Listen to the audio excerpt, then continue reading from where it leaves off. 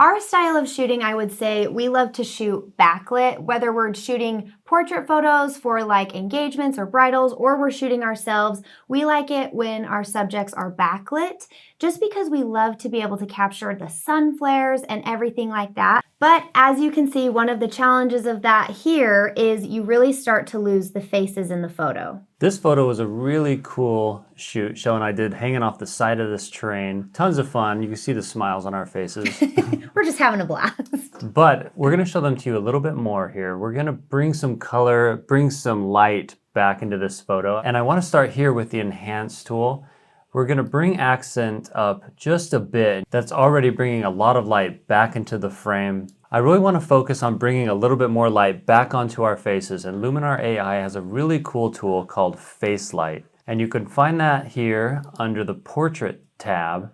It's just a slider. It's very simple. So watch the faces as I raise this slider, and you can just see them brightening up. What's awesome is this is actually detecting the faces in the photo. I didn't even have to tell them where they were. It just automatically found the faces and it is brightening them up. We don't want to overdo it, so I think, what do you think, right about there? Yeah, I like that. Maybe drop just a smidge, I would. Yeah, I like that. That looks a little bit more natural. So there's a little before and after. Wow, that's dramatic. Yeah.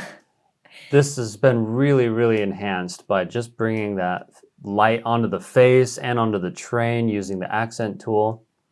And if you even had faces that were lit and some that were shaded, Face Light would detect both faces, but you can actually mask one of the faces really simply and only bring that light onto the faces that you want. But you can see how simple that tool is and how fast that was just to brighten up our faces.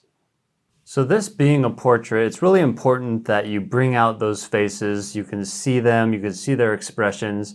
And with the Face Light tool, it's so simple. All I did was bring up a slider and our faces are nicely lit.